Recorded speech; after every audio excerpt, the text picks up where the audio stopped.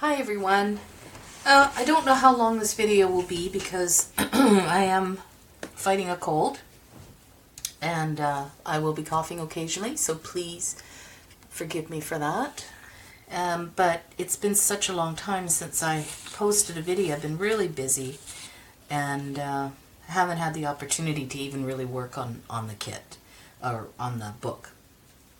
So I thought that, you could just sort of follow along with me as I play with some die cuts here and figure out page embellishments and things like that. So I'm just going to get started. I've done most of my embossing of different die cuts. Not sure if I'm going to color that. I probably will color that one. But I've done a clock with a little bit of, this is that, forget what it's called, embossing enamel, that's what it's called, and it's thick and it goes lumpy. I don't know if you can see that on screen. I'm having issues with my camera too, so hopefully this will turn out and I won't have to redo it. Oh, I pulled this out too, so I'm still in that stage of pulling different things out. There's no guarantee I'm going to use them all, but this is kind of my process. Is I pull things that I think I will use and then I just put them together, and sometimes they end up in the book and sometimes they don't. I thought this mustache was so adorable. So I'm not sure what the quality of this video will be like as well, because when I have to pause and splice them together, I lose video quality a little bit. So anyway, I found this little, this is from a 6x6 paper pack, and it had this little flower in it, and I was looking for tiny flowers, and the flowers that I had printed from for the store, they're too big for what I wanted. And I do like to trim out the edges, but when I have something small like this, I don't use ink. I'll use, felt. And I work from the back forward. If you hold your pen this way, you're more likely to make a mistake and cover it in something you didn't want to happen. So I try and stick to the tip end of the felt and then just go along. Sorry, I think I've got that sexy voice going on that you get when you have a cold. Oh dear. And it's very gloomy here, so the lighting's probably not going to be the best. I can't believe it's summer, and yeah, we haven't had very good weather lately. It's been very cloudy, and we've had some rain, and it's warm enough, but not very nice. Of course, that just goes with the mood I'm in. Because I can't go outside anyway right now. I'm trying to really get over this quickly. So, I'm going to update you a little bit on what's been happening with the house, if that's okay. And yeah, not a lot. Let's put it that way. I'm not sure if I told you guys, but I know you know that we're building a deck. Well, that hasn't even started yet. And the reason it hasn't started is because my husband decided that I think we better get a permit for the deck.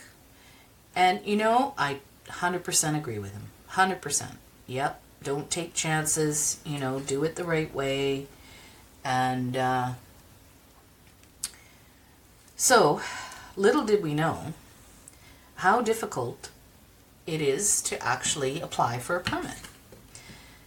It's ridiculous. I mean, I guess I get it, but the steps you have to take. And I don't know, in Surrey here, yeah, they want you to jump through hoops. Well, it's known for its trees compared to Vancouver. Like, Vancouver has trees, but it's not the same. Surrey has a lot of farmland and yeah, lots of trees. I have quite a few trees in the back of my house here. Well, anytime you have something like that, you have to have what's called a site map, and it needs to show all the places that trees are placed. You need a drawing for your deck, which of course that makes sense. Then you need, so what you need is you have to pay somebody to do the drawing. Then you have to pay an engineer to go over the drawing and stamp it with a red seal to make sure that it's structurally sound, which of course, yeah, I want. And then you need, what's the next thing? Oh, if they think that, oh no, you need an arborist report as well, that means you have to hire an arborist and get them to give you a report. So far, one thing has been quoted as $3,000 just for the drawings. Then on the form that he gave us that, quoted us this price, he said, oh, but the red seal thing, that's extra. Your taxes are extra. If they come to the site and they feel like we haven't told them everything that they need, then that's more money, and on it went. And I was like, you know what, forget it, let's not do this. I can't take the stress. I'm freaking out a little bit. And then of course I calmed down, and now we're just taking it one step at a time. So what we're waiting for right now is my niece's boyfriend is a draftsman, and he could not do it from his house because you need AutoCAD, which is a program for drawing and all that stuff. You have to put in elevations and all kinds of cool information, and he didn't have that.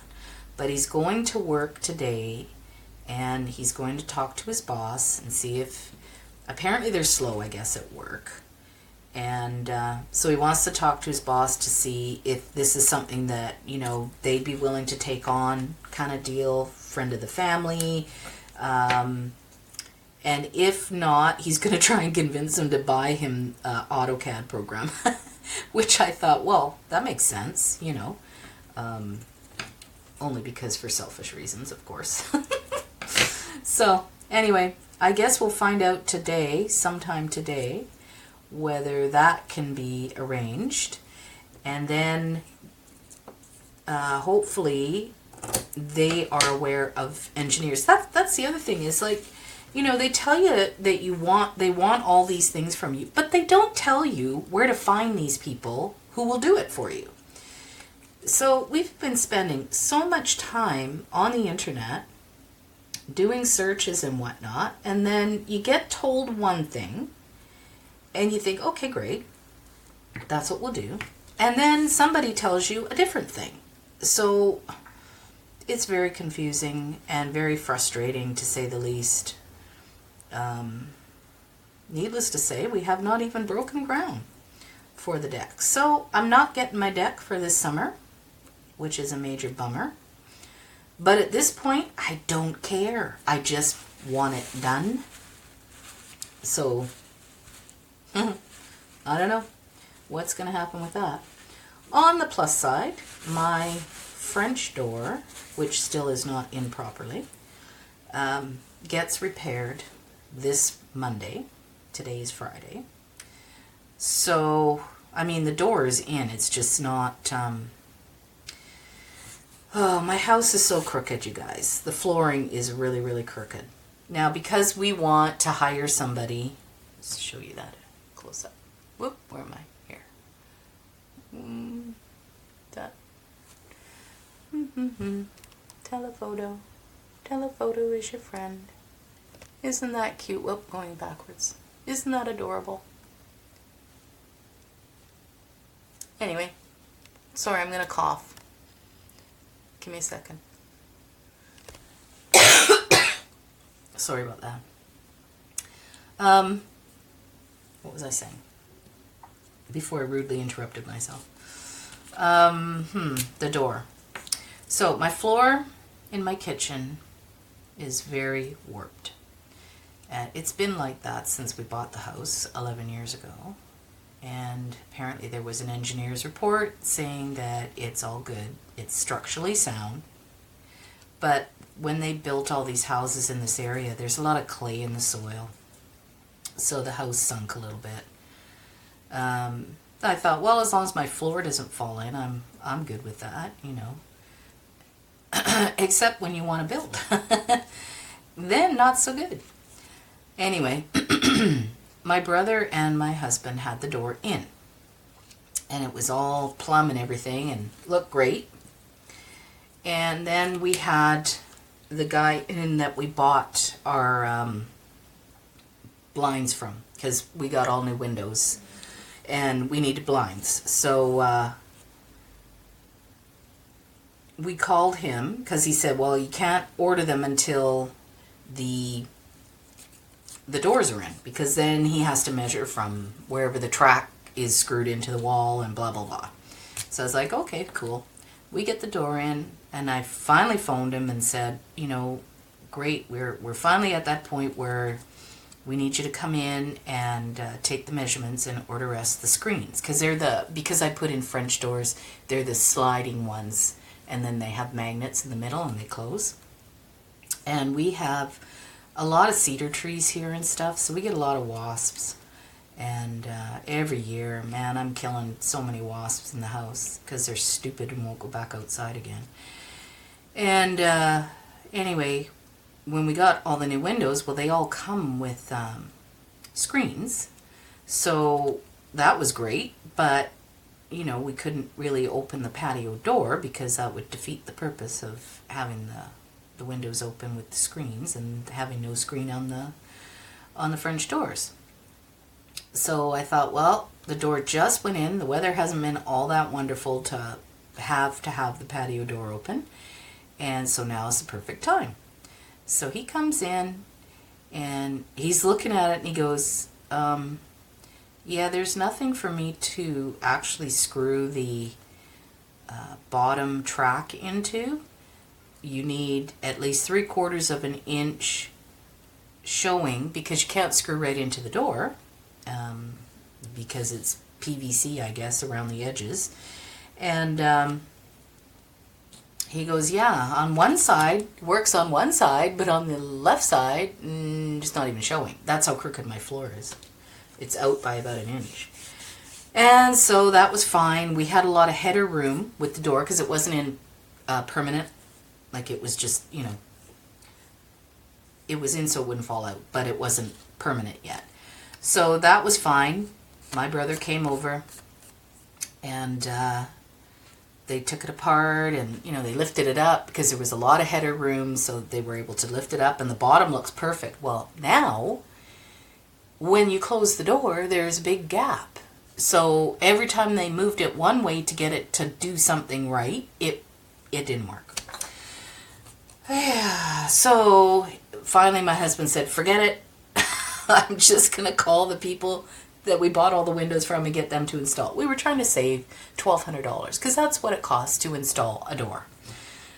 Ridiculous. However, that's what it is, right? I mean, people should get paid for their hard work. True, I fully believe that. But it's just going on and on and on. What am I doing next, guys? Oh, yeah, I had done this owl. And I want to back him, but I'm not quite sure what I want to back it on.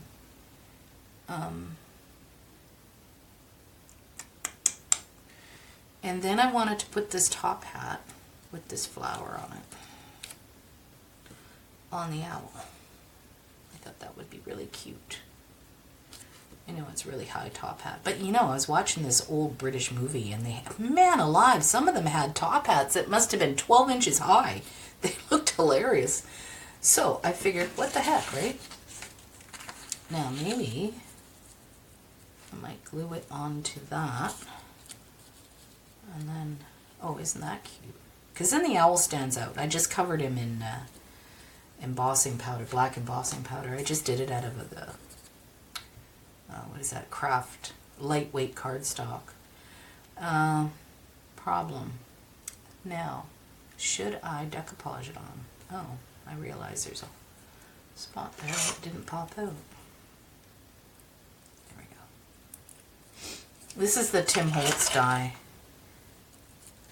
You know, it's funny, I was on AliExpress and not aware, totally unaware, that a lot of those dies are rip-offs from artists, right? And stamps and stuff. I had no clue. And so now if I recognize it as something that I saw somewhere else, I don't buy it. Because, yeah, that's not fair to the artist that designed it, right? And anyway, I did see this owl on there. I'd already purchased it, but I thought, oh man, it's exactly like the Tim Holtz one.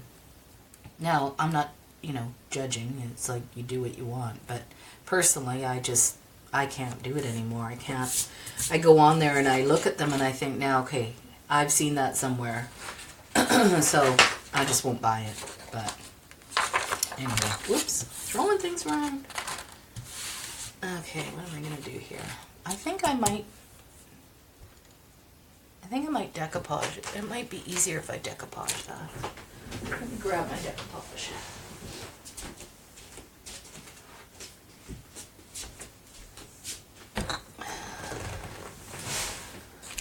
Okay. Sorry, I kind of sound like I'm... I kind of am. I'm tired.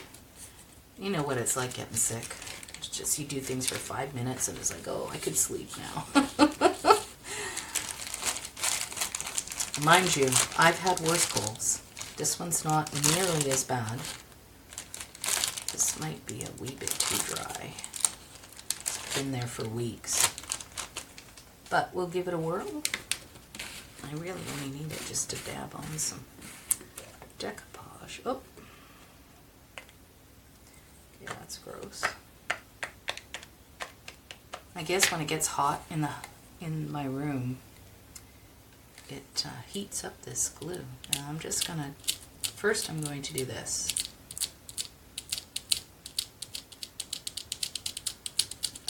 It's going to dry quick, being that it's this kind of paper dries fast. Craft. Gee, I don't know why that word is difficult for me. So I kind of want to dab it on to make sure it's fairly thick.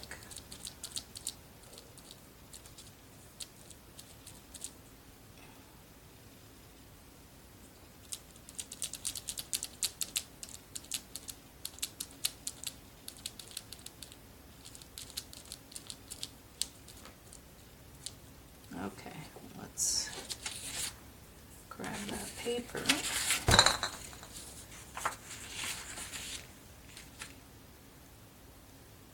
That doesn't matter about that side because it has embossing powder on it, so it doesn't matter. It'll come right off.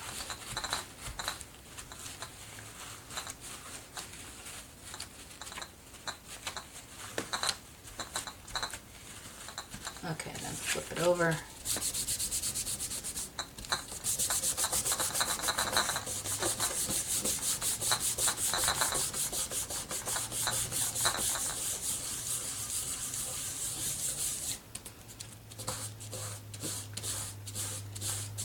So, the house. It ends up that our builder, who happens to be my husband's stepbrother,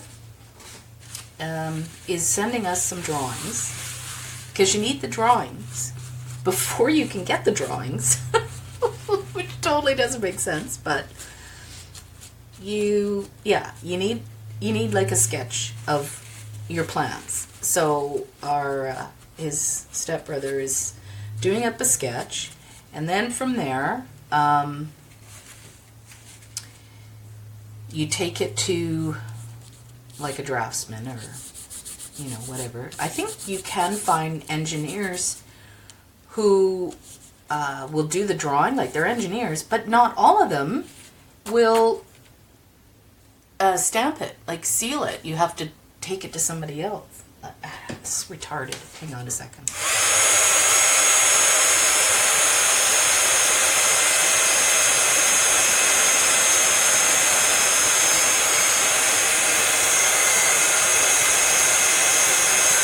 For some reason, some of that embossing powder was coming off. Probably didn't have enough glue on it or something. Anyway, I think what I might do is turn this off, cut it this way, leave it as a tuck. I might do that. Excuse me.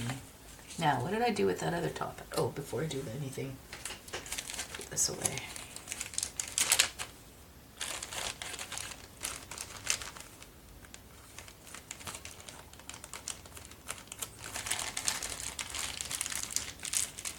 And elastic. Oh boy.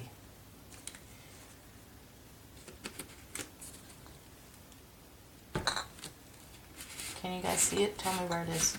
Oh, there it is. I buried it.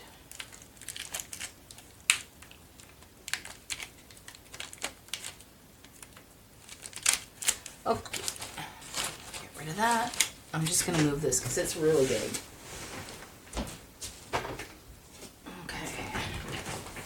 Now, I had that top hat. What did I do? Oh, here it is. Was it this one that I was going to use? No. It was one I cut out, wasn't it?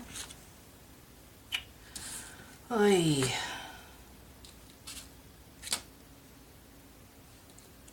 Was it this one? No, it wasn't this one. Oh, here it is. Wowzers. Okay, so I want a little bit of dull because this is shiny. But I think I'm going to put clear embossing powder on this one. And put that on that. Oh, that's so cute, isn't it? That's really cute. Okay, let's do some clear embossing on that.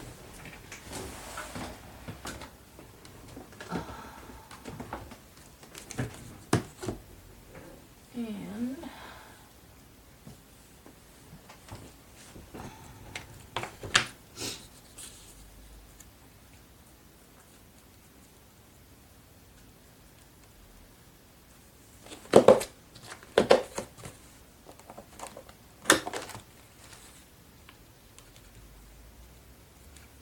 so once we get those drawings, sketch, I should say, from his stepbrother, then we'll give it to my niece's boyfriend.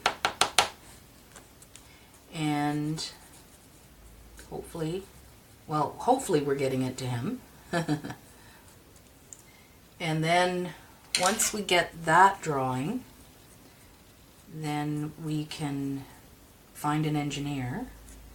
And then what they do is they might even want to come on site, I'm not sure, or they'll just use that you can get it from the city, your site map, if you don't have it in your package when you buy your house, which I don't. I have nothing from when I bought the house other than the lawyer's paperwork saying we own the house.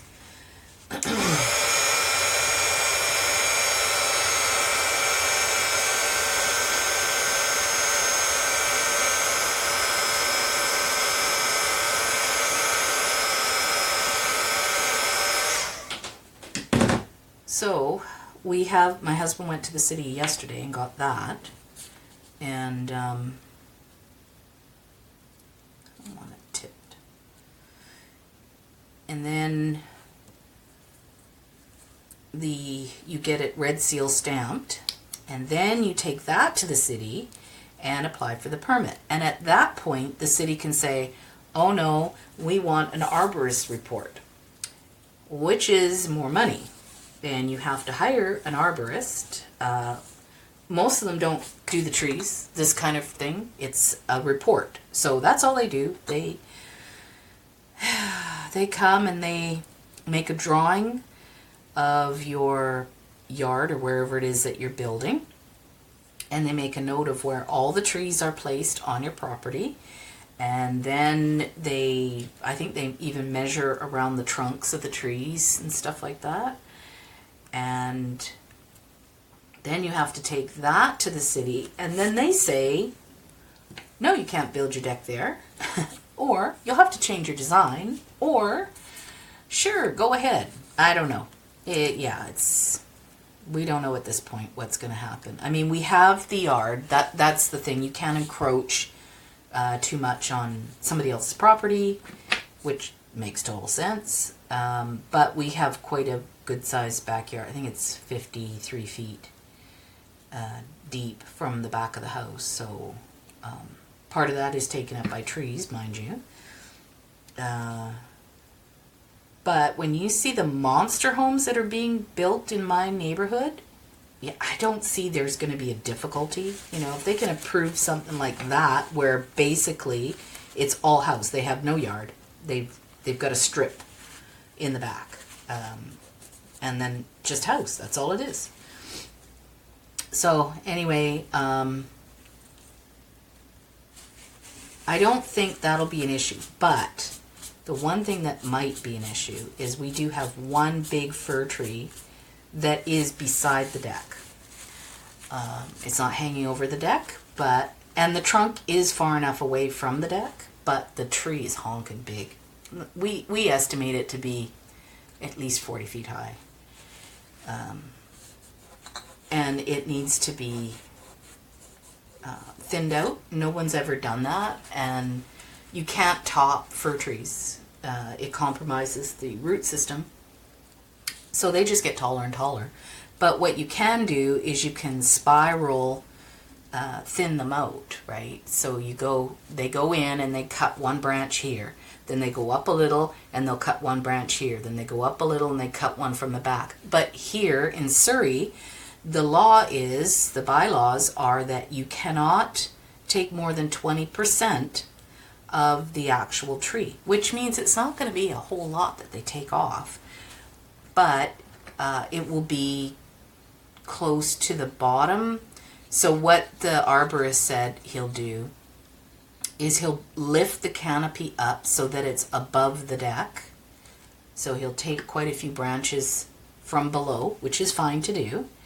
And then he might take a little bit more, but not a whole lot more, because then he's reaching his 20%, right?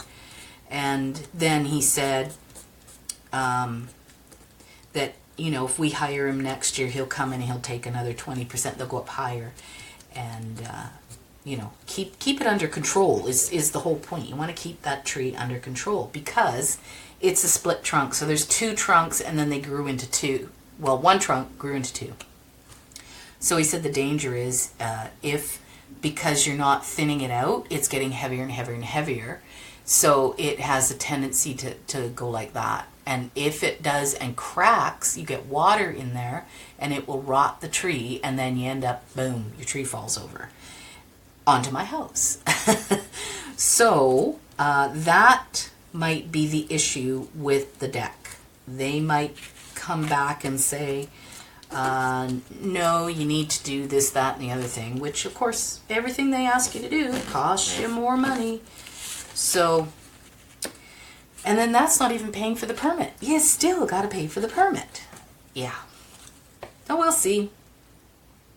Anyway, it's a waiting game at the moment. On the plus side, our son is coming to visit for a week. And beginning of August, and he's excited because they're going to demolish my bathroom. What is it with guys who love just ripping things apart? I don't know. Anyway, he's not just coming for that. He's coming for a visit, but we're getting new siding, and that's happening in September, I believe. And I'm not even going to tell you how expensive that's going to be. Just don't live in Canada, you guys. Yeah, that's really what it works out to. Because we're getting the siding, we're making some design changes to the back of the house and to the side of the house. The bathroom's on the side of the house, downstairs. And, switch scissors. It apparently... there's a bathroom window. But the people that put the bathroom in all their brilliance, decided to put in one of those molded shower stalls and put it right over the window. I think we lived here for 3 years before I realized there's a window in there. You can't see it in the bathroom. I'm walking down the side of the house, and I look over, and I'm thinking, where does that window go to? And then it dawns on me, that's the bathroom. I can't believe somebody would actually do that. Like, how stupid are you? And they completely messed up the bathroom. Like, oh my goodness, you should see it. I could win that contest that they do for the ugliest bathroom. I'm not even joking. I could win. Hands down. I should have applied. Anyway, we're gutting the bathroom. Like, it's ridiculous. Then I find out when we applied for the sketches from the city for what our house looked like, you know, so that you have your square footage and blah, blah, blah. We didn't have any of that information, right? So we decided, well, you know, we might as well get it because you never know. And when you're selling, I mean, it's a good thing to have, right? We're not selling. I'm never moving from this house. You're burying me in the backyard, I tell you. So, what was I saying? Oh, yeah. The bathroom has to be gutted because when they, not only did they install that thing, it's the ugliest shower stall ever, I guess they didn't buy the right one, or something happened where they ended up having to raise the tub. It's got to be 6 inches off the ground. So there's a big, like like this. It's about that high off the ground, and then your tub sits on that. And it's a downstairs one. So after we get the drawings, we realize the basement had been unfinished. You know, so some moron had done the work and not hired anybody to do it. Obviously did it themselves and completely did it wrong. So we've got this shower stall. Well, the very first day that my son, because he was still living here at the time, tried to use the shower, because his room was downstairs. He wanted, you know, the rec room as his bedroom. So we're like, whatever, we don't care. And then he's got his own bathroom downstairs, so yay. I mean, yeah, okay, it's charcoal gray. No, it's charcoal gray. They painted the walls charcoal gray. It's a postage stamp size bathroom. And they paint the walls charcoal gray. Then they put the ceiling, they didn't do a proper ceiling. They did those ugly tile things, you know, that they have in office buildings. So that lowers your ceiling. They raise the tub. So my son is 6'1", and he goes to get in this shower stall, and his foot caught the edge of the tub because it was so high, and he went flying, and he pulled down my shower curtain. Right, the whole rod came off the wall, and he announced, "I'm never using this shower again." So it's never been used, that shower. And we've been here 11 years. So, you know, my brother comes over and he goes, well, they probably did it like that because the piping wasn't in the proper place. And so they just, you know, lifted it up to accommodate the hookup. I'm like, wonderful, just awesome. So we have to not only take the tub out, but I believe there'll be jackhammering involved, taking some of the flooring out to reposition the piping, and on it will go. But of course our son is, you know, encouraging us to do that because when he stays, there's a guest room downstairs. So the bathroom's right beside the guest room, and of course it's nice to have your own bathroom when you're a guest. And nice shower. We're doing a walk-in shower, so there'll be no tub. We don't need a tub. We have a tub upstairs, so there's no need to have one downstairs. And yeah, changed my mind, can you tell? Just cutting the whole thing out. I'm wondering though, I might just leave this edge No, I'll probably cut it all out. So we have all the pieces, pretty much all the pieces, to put the bathroom together. However, we have to demolish it first, and we need to do that before we actually decide to do the bathroom. To me, that's a winter project. It's all inside. But the window's there, and they need to have that closed. He doesn't want a window. My husband Ken doesn't want a window in that bathroom. So we're closing that right off, and we need to do that before the siding goes up. And then at the back of the house, yeah, I mean, this was not thought out at all. They installed a sliding glass door at the corner of the back of the house, right underneath all of the fir trees. Okay. Anybody who's got a fir tree knows that it drops a lot of garbage. And so when you want to get out, you kind of can't, because the tracks are always full of tree garbage. And it stuffs up the cracks, and then you can't open the door. I've never liked sliding doors anyways. It's not my thing. I just think, if I had a house big enough and you could have those double ones that open like that, yeah, that'd be awesome. But yeah, we don't live in a house that size. We have a small house. And anyway, that we decided I want that gone and put a window there instead, because you don't want to lose the light. I am above ground, but because of all the trees and stuff, there's not a lot of light. So we want to keep the light. And anyway, we're closing that one up too. We bought the window. We have the window. And then we bought a proper back door. So we will have egress out of the basement easily.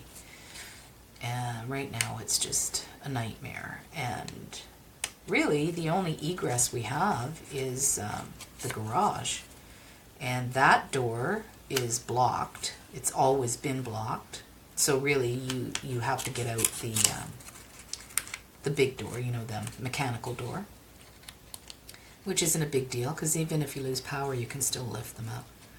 But it's at the front of the house, so you still want egress out the back, and I'm too old to be climbing through windows. My windows are big enough to get out, but yeah, I just don't see that happening, So we bought a door.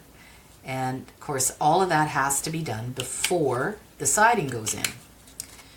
So, yeah, I don't know what'll happen at first, whether it will be getting all that done before the siding, or whether we'll start the deck. I don't know. At this point, it's a wait. Hurry up and wait is the mode we're in right at the moment. So it kind of annoys me that I'm sick, because I can't sit for too long and work on the book. And I tell you, when you're sick, your brain is like a fog, right? And all my ideas are just gone. I can't decide what I want to do to the pages, so I've been working on all of the ephemera and page decorations and stuff. I have no idea where they're going or if I'm using them even. But at some point I'll use them. So just to kind of keep busy and to let you know I'm still alive, I decided to do this kind of a thing. And I've had a lot of comments lately from people saying that I should be doing some ASMR videos. And I do happen to know what those are, because actually my really good friend Vintage Moss had mentioned that to me as well. Because I'd never heard of them before until she told me about them. And I don't know what the acronym stands for, but relaxation, something, I don't know.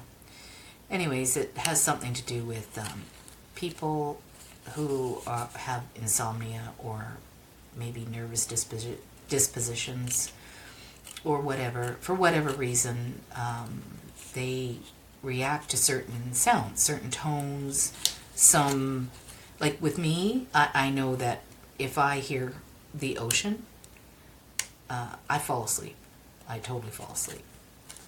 Some people, it's the rattling of paper. Some, it's a certain tone of voice. Well, apparently I have that. And I get comments all the time on, please, please, please do these ASMR videos. But I have no clue what to do. I mean, I just do my thing here, which is just yammering away. So I thought, you know, I might try one with, I have this beautiful book of poetry from T.S. Eliot, and I love to read. So I thought maybe I'd do a few videos where I'm just reading. Yeah, I don't know. And I guess you have to label it as ASMR for your tags, you know, when you're putting up your video, they always want you to put it in a category and stuff. So I don't know. Maybe when I'm feeling better, feel like I can read without having my eyes crossed, because right now my eyes are crossing.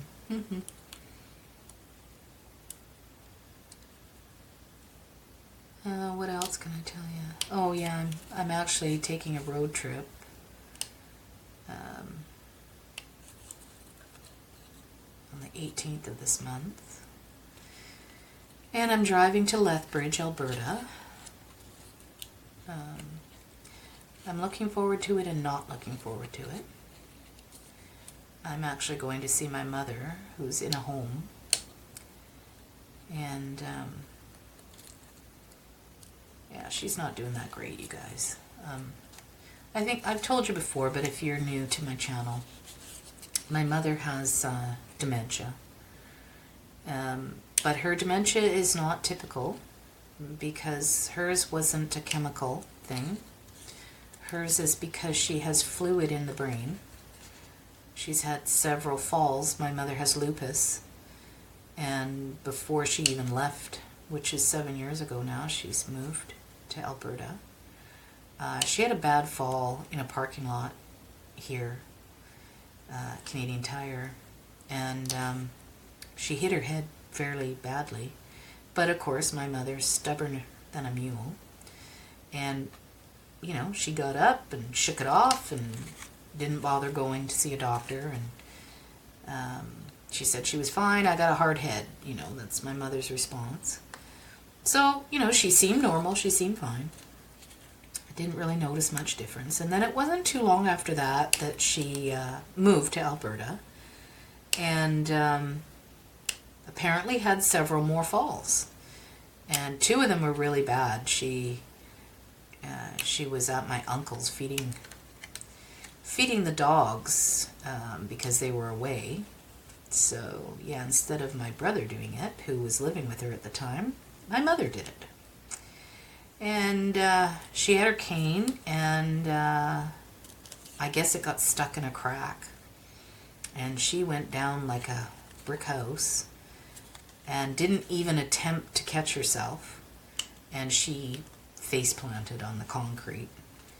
And it looked like she'd been in a boxing match. She was just covered with bruises. And when I saw her, because I mean, from BC to Alberta, yeah, it's like 15 hours to get there. And you can't drive direct or fly direct from here. Lethbridge is a small town.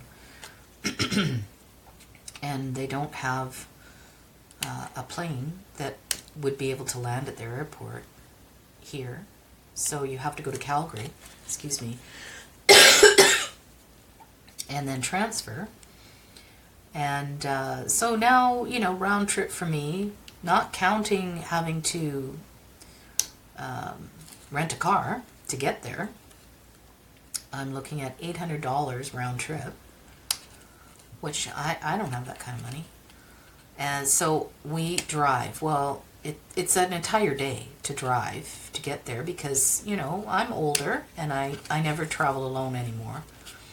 I always take my mother-in-law with me because my mom and her are very good friends, so she wanted to come. But, both of us, we have to stop quite a bit, just to get out and stretch and, potty breaks, of course. You get older, you know what that bladder does. So anyway, 15 hours drive now becomes, 18 hours. So now we actually only go about halfway, and then we stay overnight in a small town called Castlegar, and then we go from there. And yeah, so that's the plan, because my uncle says she's not doing that wonderful. And when I talk to her on the phone, that's the other thing, she has no telephone in her room because she does not know how to use it anymore. She doesn't know how to use a fork, so they won't give her one when she has her meals. And so she either eats with her hands or a spoon. She apparently, when I talk to her on the phone, you'd swear she knows that it's me. The way she talks, she knows it's me. I can tell. But the minute she hangs up, she asks my uncle who she was talking to. And then he's always asking her, what are the names of your children? And most of the time she gets them wrong. So yeah, it's getting worse like quickly, and it's because there's fluid in her brain, and the fluid is building up more and more, so that it's pushing against those areas in the brain that have memory recall, and so that caused her dementia. So yeah, with dementia patients, they do have medication, and it does help. But with my mom, those won't work because it's actual physical problem. So yeah, she's not doing great. And to be completely honest, I can't really afford to go, but I don't know, I just get a feeling that I should go. And of course my husband's all for it, very supportive. He'll be away at the same time. He's going fishing with my younger brother. That was his retirement present from my younger brother. I think I told you that before. That, he bought him a 4 day, no, 2, I guess it's 2 days, they'll be gone 4 days because of the travel time. At a lodge, I guess, a fishing lodge. So he's included everything, which is really nice. And my husband's really looking forward to it. He really likes fishing. But of course, before, he hasn't fished in the entire time we've been married. Except for last year, he fished for the first time. And we've been married how long have we been married? 36 years this month, actually. So yeah, we celebrate our anniversary, and then we both go separate ways. On different trips, but it's not a trip I'm totally excuse me, looking forward to. Anyway, I think I have to go, guys. We'll talk soon. Have a great day. Bye.